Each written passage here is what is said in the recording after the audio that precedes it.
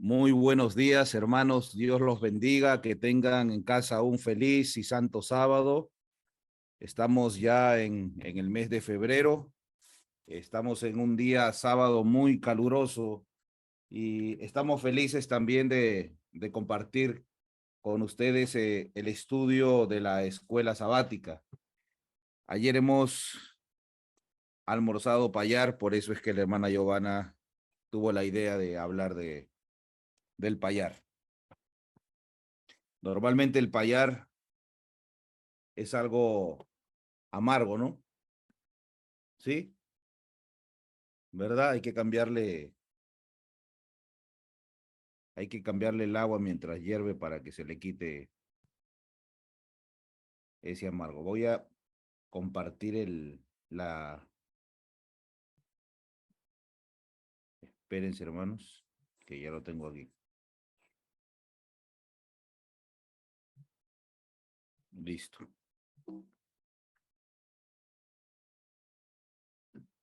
Primer trimestre, año 2023. Hoy entramos a la lección número 6. La semana pasada hablamos un poco de las deudas y hoy vamos a hablar. El título que está ahí es Acumulen tesoros en el cielo. Ese es el título de la lección de escuela sabática que se ha estudiado durante toda la semana. Acumulen tesoros en el cielo. Lección número 6. En febrero del año 1978 se fundó una institución en el Perú que estuvo activa hasta los inicios del año 90, exactamente 16 años. El nombre de esta institución era Centro Latinoamericano de Asesoramiento Empresarial. ¿Alguien sabe a qué institución me estoy refiriendo? De los que están escuchando, ¿saben? ¿Sabrán a qué institución me estoy refiriendo? Centro, Claro, Centro Latinoamericano de Asesoramiento Empresarial. Y la hermana Celide nos dice, más conocido como CLAE. ¿Verdad, hermana? Por sus siglas, CLAE. Su fundador, Carlos Manrique. Y esta institución captaba eh, aportantes captaba el dinero de los aportantes con la promesa de otorgar altos retornos e intereses. Leí un artículo que decía que hasta te devolvían el 100% en intereses de tus aportes. Ahora, esta institución, yo creo de que la mayoría sabe a qué nos estamos refiriendo, fue intervenida en el año 1994 y fue cerrada. Y 250,000 peruanos se quedaron sin sus ahorros. La pregunta que nos hacemos en esta mañana es ¿por qué CLAE fue tan exitoso durante el tiempo que duró? ¿Por qué la gente llevaba su dinero ahí? Al margen de que se ha escrito mucho en cuanto a esta estafa piramidal, el éxito de esta empresa se debía a que ofrecían los mayores intereses. Y entonces muchos veían que esta era una de las mejores maneras de invertir el dinero, los ahorros y lo que tenían. Nadie se imaginó de que de la noche a la mañana esta empresa desaparecería y con ello sus ahorros. ¿Cuál es la mejor estrategia para invertir? Siempre que pensamos en eso, estamos pensando en yo invierto donde voy a obtener mayores intereses, donde voy a ganar más. Por eso la gente metió su dinero en CLAE. Pero le pregunto ahora, ¿cuál es la mejor estrategia de inversión? ¿Dónde invertir? ¿Guardo mi dinero en un banco? ¿Compro autos y los vendo? ¿Compro tierras? ¿cuál es la mejor manera de invertir? Según la economía, la mejor manera de invertir un dinero es en tierras, en terrenos.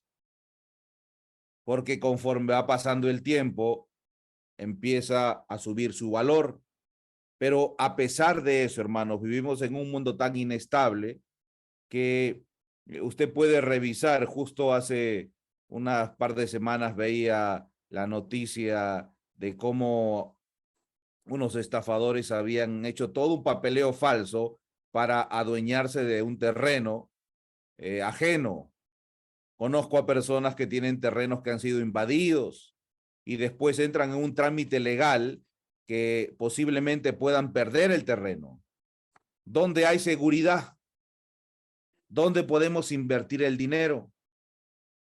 Y hermanos y hermanas, Jesús nos dio la mejor estrategia de inversión del mundo cuando Él dice, no acumulen tesoros en la tierra donde la polilla y el óxido corroen.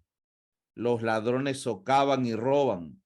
Si no, dice él, acumulen tesoros en el cielo, donde ni la polilla ni el óxido corroen, ni ladrones destruyen ni roban. Y Jesús culmina este consejo de inversión, esta estrategia que él tiene, y dice, porque donde está el tesoro de ustedes, allí también estará su corazón. En otras palabras, estaba diciendo Jesús, muéstrame en qué gastas tu dinero y te mostraré dónde está tu corazón. ¿Dónde tenemos que invertir? ¿Quieres que tu corazón esté en el reino de Dios?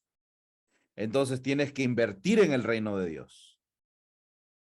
El versículo de memoria lo encontramos en Marcos capítulo 8, versículo 36 y 37, que dice, ¿qué aprovecha el hombre si gana todo el mundo, pero pierde su vida? ¿O qué puede dar el hombre por su vida? Este es el versículo de memoria. Si alguien lo aprendió, hermanos o hermanas, y quiere repetirlo de memoria, puede decirlo ahora. Abra su micro y puede repetirlo. ¿Alguien aprendió el verso de memoria aquí? Ay, perdón.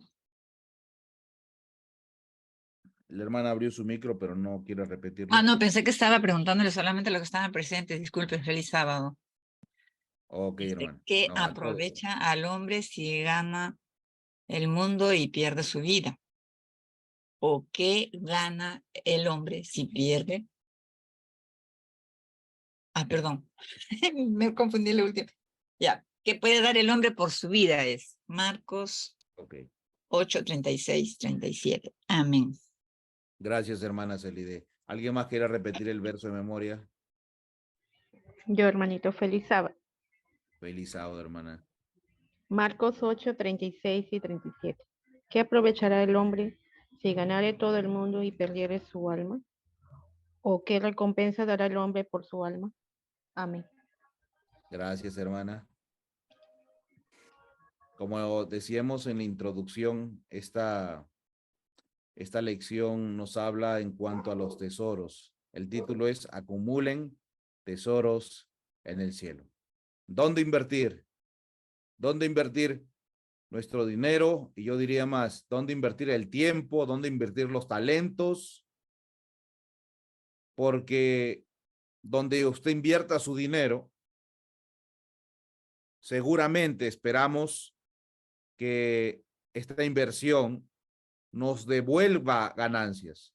Y la lección de escuela sabática nos trata de decir dónde vamos a obtener las mejores ganancias. Vamos a entrar al día domingo 5 de febrero, titulado Noé halló gracia. Y vamos a abrir nuestras Biblias en Génesis capítulo 6, versículo 5 hasta el versículo 8. Génesis 6, versos 5 al 8. Y vio Jehová que la maldad de los hombres era mucha en la tierra, y que todo designio de los pensamientos del corazón de ellos era de continuo solamente al mal. Y se arrepintió Jehová de haber hecho al hombre en la tierra, y le dolió en su corazón.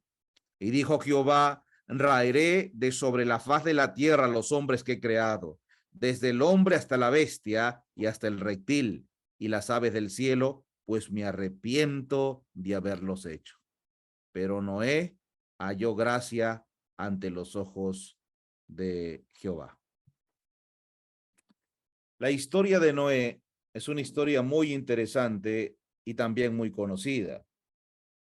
Después de el pecado de Adán y Eva, esta raza longeva, poderosa y gigantes, no solamente en lo físico, sino en lo intelectual, se rebelan y se alejan de Dios.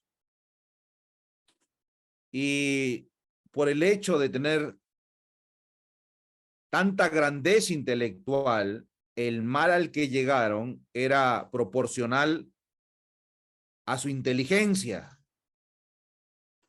Usted no espera que un animal, vamos a decir, un perrito, haga más daño que destruir quizás un mueble o en este caso destruir las plantas de mi madre, que siempre lo hacen. Más allá de eso no van a ir, porque su capacidad de pensar no es grande. Ellos actúan por instinto y por instinto pueden dañar cosas, morder muebles, por lo mucho que puede hacer a veces, y lo vemos de manera muy grave, es que un perro muerda a una persona.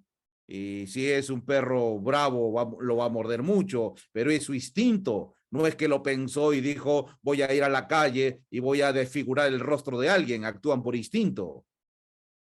Ahora, hermanos, esta gente longeva, gigantes intelectuales, llegaron a hacer tanta maldad proporcional a su conocimiento intelectual. Mientras intelectualmente conoces más, tu maldad puede ser mucho más grande. Y entonces esta generación se rebela contra Dios. Dice la inspiración que ellos no respetaban el matrimonio, empezaron a guardar su propio día. Existía la ley del más fuerte, es decir, que cada uno tomaba lo que quería según su fuerza.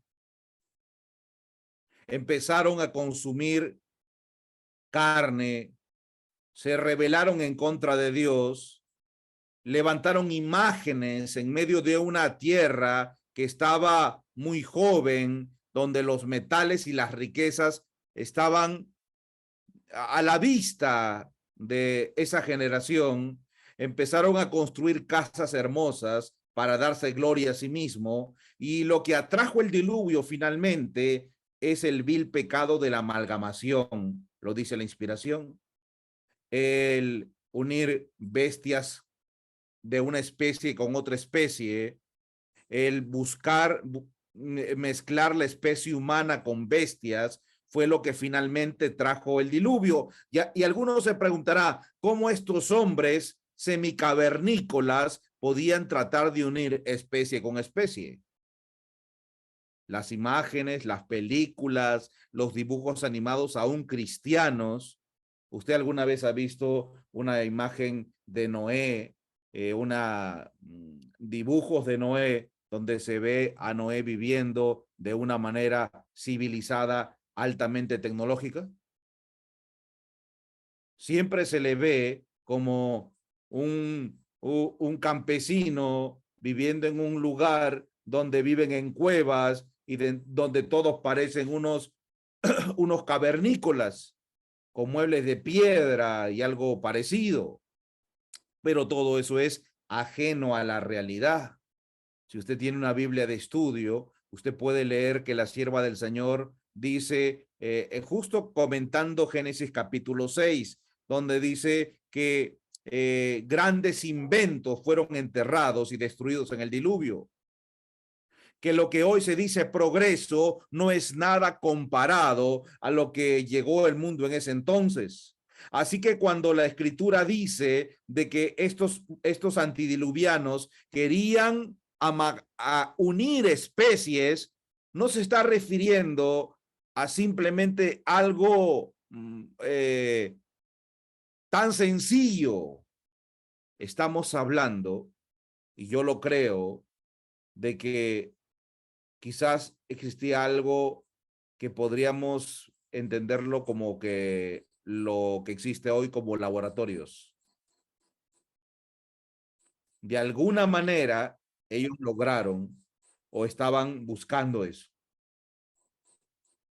Y es ahí donde actúa Dios y ve que la maldad es tan grande que llama a un hombre, a Noé, y le dice: Noé, tú has hallado gracia o hallado gracia en ti, así que tú tienes que construir un arca para salvarte tú y tu familia. Y tienes que meter ahí animales y alimento. Y la lección pregunta, miren, imagínense a Noé viviendo tranquilo, tenía su casa, tenía también sus tierras, vivía con su familia, él era un hombre fiel a Dios. De pronto se le aparece Dios y le habla y le dice: voy a destruir la tierra, así que tienes que hacer un arca, donde tienes que meter animales, donde tienes que entrar con tu familia. Y la lección nos pregunta: ¿qué cambios radicales sobrevinieron a Noé como resultado de obedecer a Dios? ¿Qué cambios cree usted que él tuvo que hacer? A ver, hermanos, participen ahora. Noé, un hombre que era piadoso, que tenía su vida común y corriente, pero ahora Dios le da una orden. Tienes que construir un arca para que te salves tú y tu familia, porque voy a mandar un diluvio que va a destruir todo. La pregunta es: ¿qué cambios radicales, en otras palabras, tuvo que hacer Noé como resultado de este mandato? ¿Qué cambios creen que hizo? Pueden abrir su micro y pueden comentar brevemente.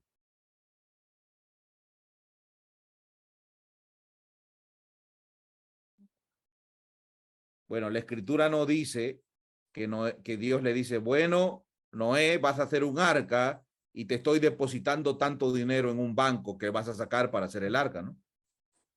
Así que lo más lógico es que él tuvo que invertir lo que tenía para hacer el arca.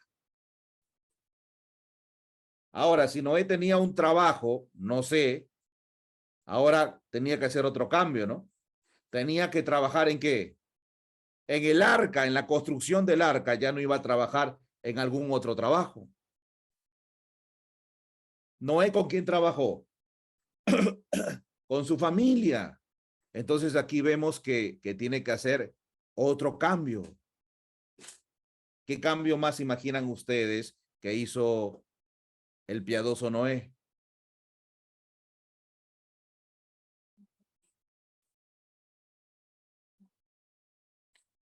Déjenme compartir unas citas, porque es importante, hermanos, entender esto, entenderlo en su contexto y sin extremos, porque el Señor Jesús dijo de que los días previos a su segunda venida serán como en los tiempos de Noé. La maldad a la que llegará el hombre será semejante a los tiempos de Noé. Y yo creo de que el pueblo de Dios tiene que vivir una vida piadosa, semejante o similar a la que hizo Noé. La misma entrega, la misma devoción, la misma forma de comportarse en el que hizo Noé en ese tiempo es el que tiene que tener el pueblo de Dios en la actualidad. Y por eso es importante que nosotros entendamos qué es lo que hizo Noé, porque esa es la manera segura cómo debemos actuar. Porque usted imagina que Noé hubiera dicho: bueno, Dios, tú me has dicho que haga el arca, pero ¿cuántos años va a venir el diluvio? En 120. Ok, cuando falte 20 lo voy a empezar a hacer. Bueno, Dios, voy a esperar de que mis hijos terminen lo que tienen que hacer y después voy a empezar. Usted se imagina si Noé hubiera dicho, bueno, yo tengo unos cuantos terrenos, voy a invertir la mitad y el otro lo voy a guardar. Por eso es necesario que nosotros entendamos a la luz de la Escritura qué es lo que hizo Noé. Patriarcas y Profetas, página 72, dice: mientras Noé daba al mundo el mensaje de amonestación, sus obras demostraban su sinceridad. Así perfeccionó y manifestó su fe. Dio al mundo el ejemplo de creer exactamente lo que Dios dice. Y después, ¿qué dice la sierva del Señor? ¿Qué dice la sierva del Señor? Todo lo que poseía lo invirtió en el arca. Todo lo que poseía lo invirtió en el arca. Les pregunto, hermanos, si usted conoce ahora un cristiano que invierte todo en la obra de Dios, que se queda hasta sin casa, ¿cómo lo llamaría usted? ¿Sí? Eso, así lo llamaríamos. Este es un fanático, no entendió bien. Yo creo que este hombre es un loco. Pues de esa misma forma se le conoció a Noé. Ahora lo entiende por qué, porque todo lo que poseía lo invirtió en el arca. Ahora usted me puede sacar diferentes textos bíblicos y pensamientos, ideas y decirme, pero no es que Dios quiere que nosotros estemos bien, pero no es que la Biblia dice que uno tiene que proveer para su familia porque el que no provee para su familia es peor que un impío o un pagano. Uno tiene que quedarse algo. De hecho, alguien estará pensando, el que nos está predicando, usted también tiene algo. Nadie lo entrega todo para Dios. Dios no te pide eso de ninguna manera. Esos eran otros tiempos, porque en el tiempo de Noé iba a caer un diluvio. Entonces, ¿para qué le serviría a Noé quedarse una casa, un burrito, un caballo, una cuenta de banco o algo más? ¿Para qué le serviría a Noé? Noé en ese tiempo hizo bien en invertir todo. Ese no es un llamado para mí. Usted puede opinar de la manera que usted quiera o le convenga. La palabra del Señor dice, todo lo que poseía lo invirtió en el arca. Cuando empezó a construir aquel inmenso barco en tierra seca, multitudes vinieron de todos los rumbos a ver aquella extraña escena y a oír las palabras serias y fervientes de aquel singular predicador. Cada martillazo dado en la construcción del arca era un testimonio para la gente. Noé obraba de acuerdo a su convicción. Imagínese que Noé hubiera dicho, prepárense para que un diluvio, porque un diluvio viene, y no esté construyendo el arca. La gente bien podría haberle dicho, Noé, pero si dice que viene el diluvio, ¿qué haces tú? No, Noé decía y hacía. Y eso creaba convicción en los que lo veían. Podían decirle loco, podían acusarlo de fanático, rematado, de extremista, pero nadie podía negar que él actuaba de acuerdo a lo que creía.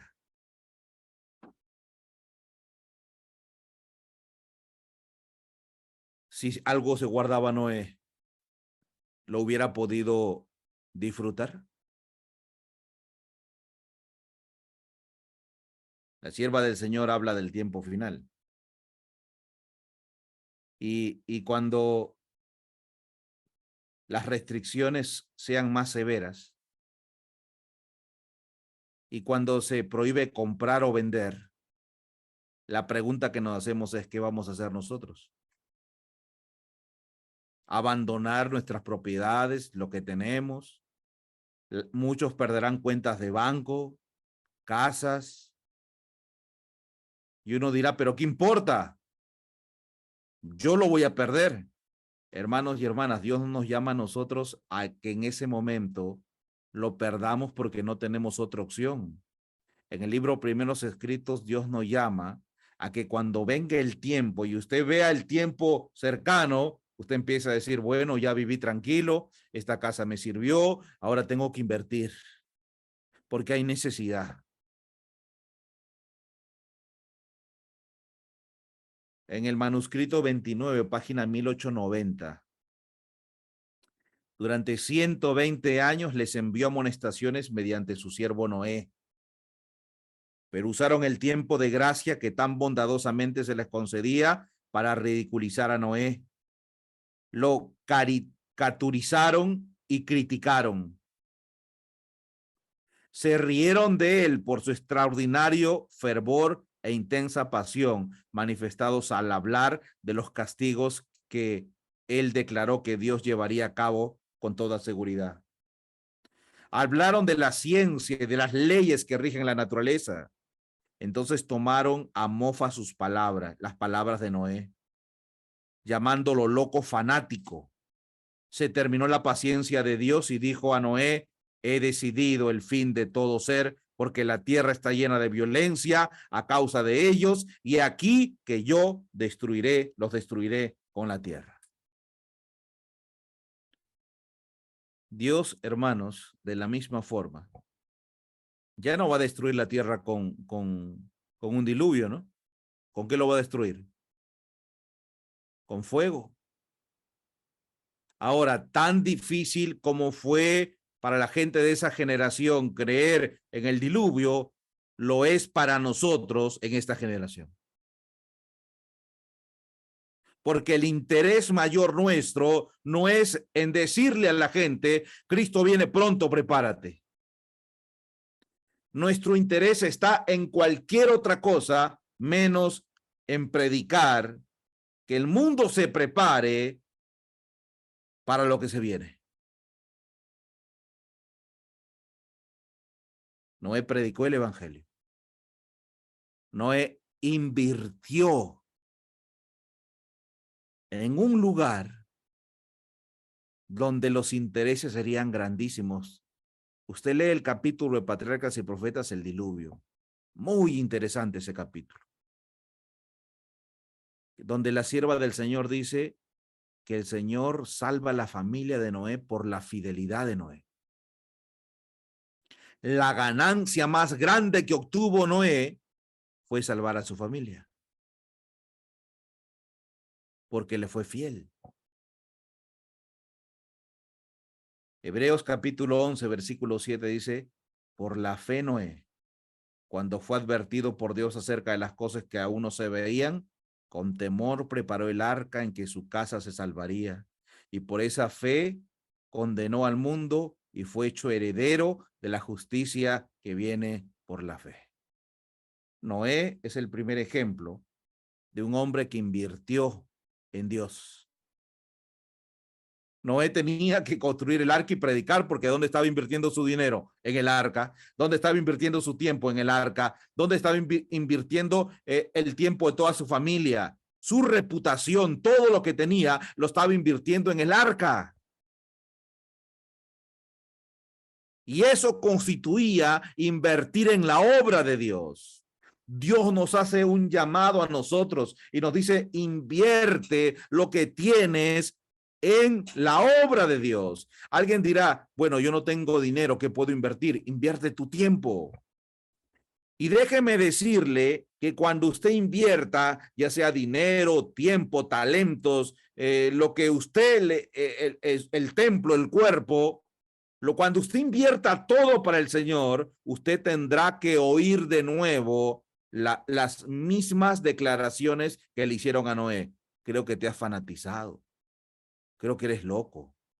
La decisión que estás tomando está mal. Creo que no debes ser muy extremista en tu dieta. Creo que eso de abandonar tu trabajo, tus estudios para dedicarte a la obra de Dios es exagerado. Creo que tu talento debe ser llevado por otro lado. Las mismas palabras. Y ahora, hermanos, hermanas, si usted ha decidido seguir el ejemplo de Noé, ponga todo el corazón, toda la fuerza, toda la mente, toda la inversión en lo que usted está haciendo. No se distraiga del propósito, porque usted, donde ponga su tesoro, estará su corazón. Quiero oír otro ejemplo. Abraham, el padre de los archivos, es el título de este día y dice la Biblia en Génesis 12:1, pero Jehová había dicho a Abraham, vete de tu tierra y de tu parentela y de la casa de tu padre, la tierra que te mostraré. La experiencia de Abraham, hermanos, no fue construir un arca, pero no fue menos dura que la experiencia de Noé. Abraham vivía en Ur, y si usted hace una investigación, se dará cuenta que Ur era una ciudad próspera. Existían casas de 1 o 2 pisos, con patios muy amplios donde la gente pasaba el tiempo. Según la arquitectura, sus estructuras eran hermosas. Existían universidades, existían negocios. Era una ciudad próspera donde vivía Abraham, un hombre próspero. Así que por lógica tenemos que entender que Abraham tenía una buena casa, un buen trabajo, un buen negocio, amigos. Y Dios le dice, sal de ahí y deja a tu familia, porque Dios te prueba y abarca todos en todos los lugares donde puede ser probado, todos los campos. Así que Abraham es probado y tiene que salir de ahí. No sé si usted se ha mudado alguna vez. Y cuando uno se muda, trata de llevar todo lo que tiene. Todo lo que tiene. Abraham no podía decir, bueno, me llevo la tarjeta y la cuenta de banco está ahí. Abraham no podía llevarse exactamente todo lo que tenía.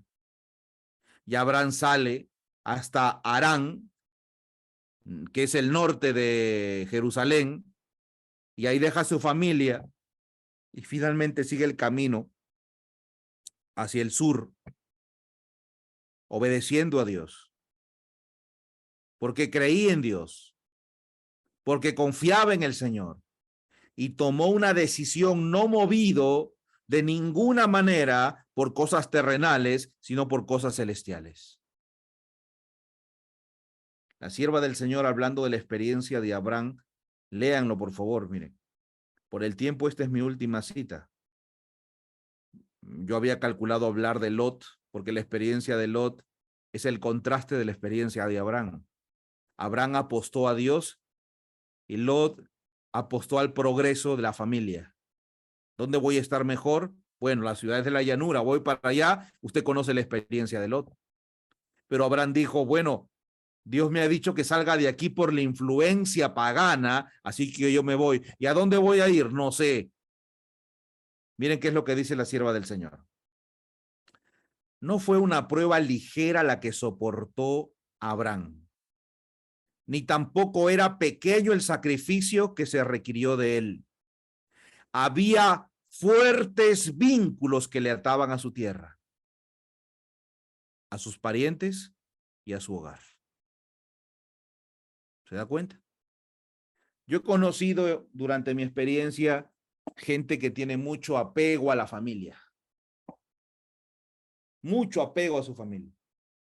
De hecho, es la prueba más grande que pueden tener, la familia. Les cuesta seguir el llamado de Dios por esa situación. No pueden separarse de la familia. He visto jóvenes que dicen, tengo que ir a predicar a mi familia. Y abandonan el puesto que Dios le ha dado. Abraham estaba muy ligado por fuertes vínculos a su tierra, parientes y a su hogar. No era un desinteresado, pero no vaciló en obedecer al llamamiento. Nada preguntó en cuanto a la tierra prometida. No averiguó si era fértil y de clima agradable, si los campos ofrecían paisajes hermosos o si habría oportunidad para acumular riquezas. Dios había hablado y su siervo debió obedecer. El lugar más feliz de la tierra para él era donde Dios quería que estuviera. Él no preguntó qué voy a ganar allá. Él dijo, Dios, tú quieres que yo esté ahí, ahí voy a estar. Y eso lo hacía feliz, aún estando en medio del desierto, aún sin tener las comodidades de su casa, aún sin estar con su familia, aún sin esas reuniones con los amigos. Era feliz para él porque estaba en el lugar donde Dios quería que él esté. Esa era la motivación. Abraham le creía a Dios y estaba invirtiendo en Dios. Y miren el desafío. Muchos continúan siendo probados como lo fue Abraham. No oyen la voz de Dios hablándoles directamente desde el cielo, pero en cambio son llamados mediante las enseñanzas de su palabra y los acontecimientos de su providencia. Se les puede pedir que abandonen una carrera que promete riquezas y honores, que dejen afables y provechosas amistades y que se separen de sus parientes para entrar en lo que parece ser únicamente un sendero de abnegación, trabajos y sacrificios. Dios tiene un trabajo para ellos. Ahora, hermanos, ¿por qué Dios es tan mal? Uno dirá que si estoy tranquilo aquí, ¿por qué me lleva para allá? Escúchelo bien. Escúchelo bien aquí también. No se duerma. Miren. Pero una vida fácil y la influencia de las amistades y los parientes impedirá el desarrollo de los rasgos esenciales para su realización. Los llama para que se aparten de las influencias y los auxilios humanos y les hace sentir la necesidad de ayuda y de depender solamente de Dios para que Él mismo pueda revelarse a ellos. Yo me quiero consagrar, ¿ok? Le digo, Dios, quiero consagrarme a ti, estoy cansado de esta vida.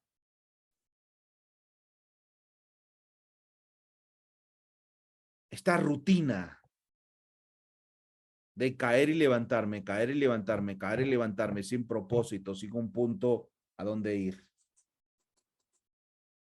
Y Dios actúa según su providencia y me hace un llamado.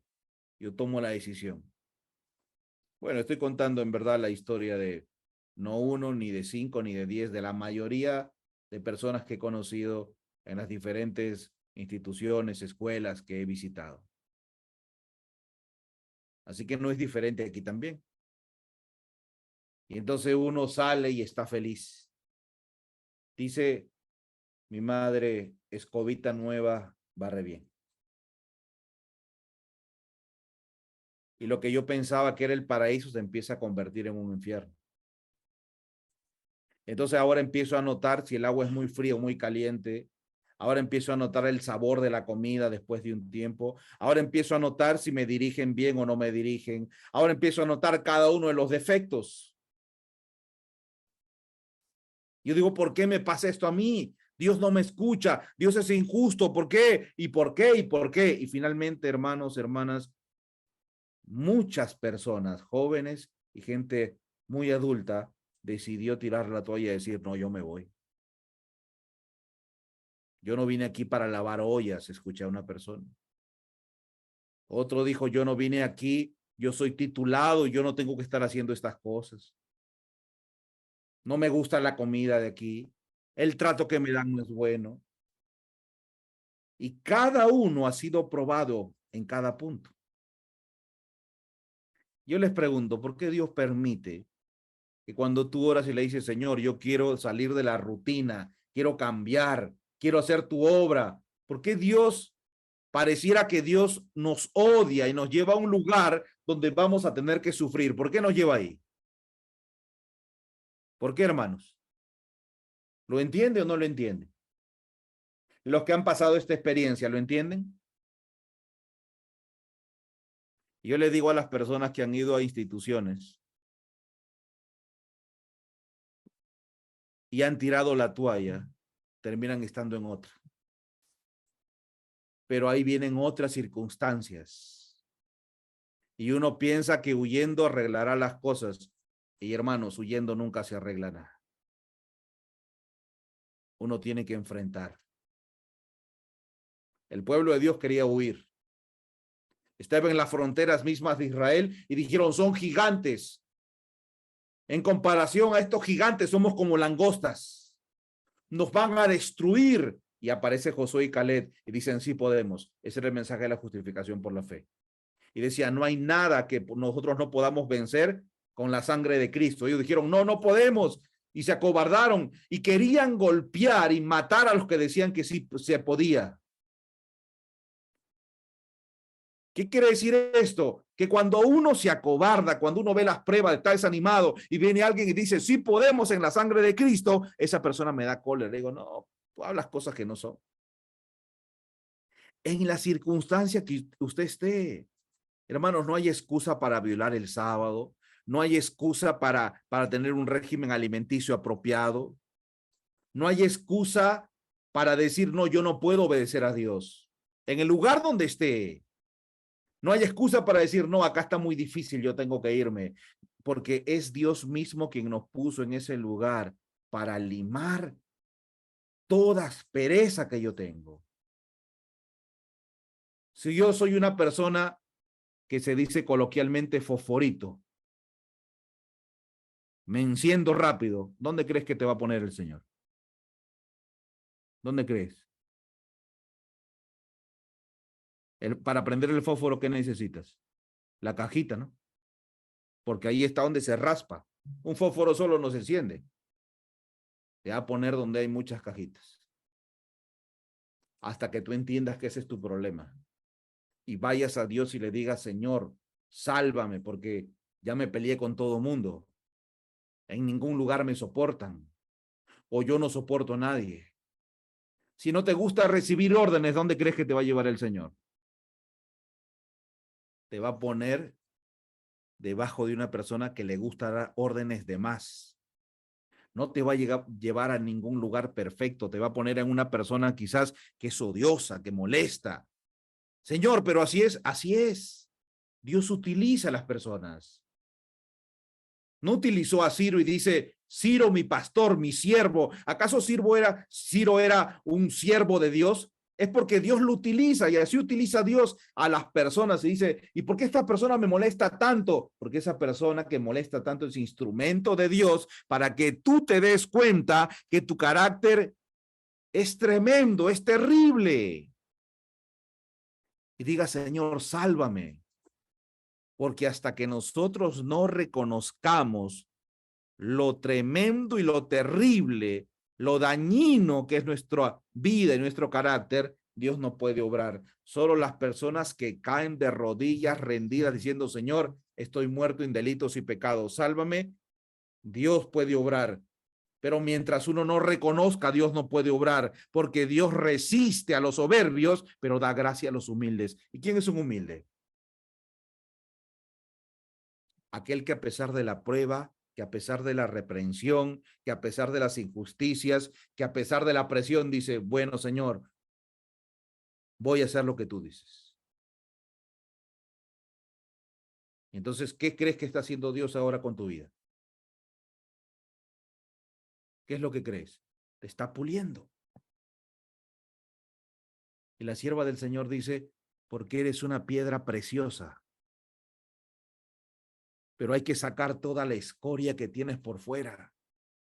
Y en ese proceso Dios te empieza a tallar y cuando te talla va a doler y vas a gritar y te vas a quejar, pero te está tallando para que seas una piedra preciosa, pulida, brillante, para que formes parte de su reino. Y tú no tienes que decirle, porque el vaso no le dice al alfarero, hazlo de esta manera. El vaso se deja moldear. Y ese es nuestro problema, que mientras más grandes somos, mientras más años tenemos, somos más independientes y no nos dejamos moldear por nadie. Queremos hacer nuestra voluntad, nuestras ideas, nuestros planes, nuestros propósitos, y nadie nos dice lo que tenemos que hacer. Los niños es todo lo contrario. Los niños son sumisos. Los niños lloran y se someten. Los niños se quejan, se rebelan, pero finalmente dicen, ya papá, lo voy a hacer. Y por eso Jesús dice que si no fueras como niño, no puedes ver el reino de Dios. No tienes que tener rabietas como niño. Tienes que ser sumiso como niño. Y si no aprendes esa lección, hermanos y hermanas, nunca aprenderemos lo que Dios quiere hacer con nosotros. Hermanos, Abraham no dijo, soy una buena persona, mejor me quedo en casa. Abraham dijo, yo me voy. Voy a hacer caso a la palabra de Dios, a pesar de los sufrimientos. Dios lo movió a Abraham para su bien, para ser mejor persona. Si no puedes entender eso, hermanos, estarás de lugar en lugar. Estarás solo en casa. ¿Qué crisis estás pasando en la actualidad? ¿Cuál es la prueba que estás pasando hoy día? Yo te digo, no te muevas de donde estás. Dios te quiere dar victoria, pero tienes que entender que la solución no está en otros, la solución está en ti. Tú no tienes que pedir, Señor, cambia al vecino, cambia a mi esposa, cambia a mi esposo, cámbialo porque ya no estoy cansado. No, dile, Señor, dame paciencia. Señor, ayúdame. También puedo orar, cambia al vecino, pero el principal problema, ¿quién es? ¿Los demás o soy yo? Soy yo. Por eso es que Dios llamó a Abraham a ponerlo a un lugar donde tenía que ejercer mucha fe. Termino, hermanos. Los llama para que se aparten de las influencias y los auxilios humanos. Nos llama y nos pone en un lugar porque es fácil cuando tengo problemas, digo, mamá, papá, hermanos, ayúdenme, porque ellos sí me entienden. Y me lleva a un lugar donde nadie me va a entender. ¿Sabes para qué? Para que ya no esté la gente que me entiende y ahora solamente a quién tengo. Porque yo no te voy a entender. Yo no crecí contigo. Y no busques que alguien te entienda. Aquí no. Quizá en casa, es que en casa dicen, ya deja, ya está loquito, es medio loquito. Ya siempre se pone así, déjalo así. No va a comer, ya deja su plato ahí, ya se servirá. Y eso no es bueno porque en casa nos consienten y el consentir significa dañar. Entonces Dios dice, aquí te consienten mucho, te voy a un lugar donde no, llevar a un lugar donde no te consientan. Ese está acostumbrado a gritar, a tratar mal, ya déjalo. Dios te lleva a un lugar donde ahí te van a decir, hey, no me grites. Para que entiendas que esa actitud está mal. Y si te gana problemas, mejor, porque vas a entender de que tienes un problema y vas a ir al Señor. Por eso Dios te cambia de lugar, porque quiere que dependa solamente de Él. Y la pregunta, la sierva del Señor termina esta cita con estas preguntas que creo que es importante que usted también la haga. ¿Quién está listo para renunciar a los planes que ha abrigado y a las relaciones familiares tan pronto lo llame la providencia? ¿Quién está listo a renunciar? Pregunta la inspiración. A planes y a relaciones. ¿Quién está listo a renunciar? ¿Escuchó la pregunta? ¿Escuchó la pregunta? ¿Está listo? Eso es lo que pregunta la sierva del Señor. Ahora usted me dirá, no, es que alguien que, menos mal que yo no conozco el problema de nadie de los que están al otro lado, pero sí conozco los problemas de aquí. Y alguien aquí me podrá decir, ah, escogiste el tema para mí. La lección de escuela sabática está programada desde mucho antes, años. Usted puede saber qué lección toca después de tantos años. Y abre usted su lección y ahí habla de Abraham. Usted se dará cuenta que lo que está diciendo aquí, si le cae el guante, usted tiene que chantárselo. Porque no es un tema escogido en un problema especial. La sierva del Señor, ¿quién inspiró a la sierva del Señor? El Espíritu Santo. Así que el Espíritu Santo te dice, ¿quién está listo para renunciar a los planes que ha abrigado y a las relaciones familiares tan pronto como lo llame la providencia? ¿Quién aceptará nuevas obligaciones y entrará en campos inexplorados para hacer la obra de Dios con buena voluntad y firmeza y contar sus pérdidas como ganancia por amor a Cristo? ¿Quién dirá, heme aquí, envíame a mí? La respuesta de Isaías, heme aquí, envíame a mí, fue una respuesta de un hombre convertido. La respuesta del hombre convertido es, he aquí, envíame a mí. La respuesta del hombre convertido es, Señor, ¿qué quieres que haga? Pablo de Saulo, camino a Damasco. La respuesta del hombre convertido es, Señor, ¿qué más hago? ¿Dónde voy? ¿Qué dejo? ¿Qué doy? Pídale al Señor que convierta nuestros corazones y Él obrará. Que el Señor los bendiga, hermanos. Que el Señor pueda hacer esa obra en nuestras vidas y estemos dispuestos a dejar. Amén.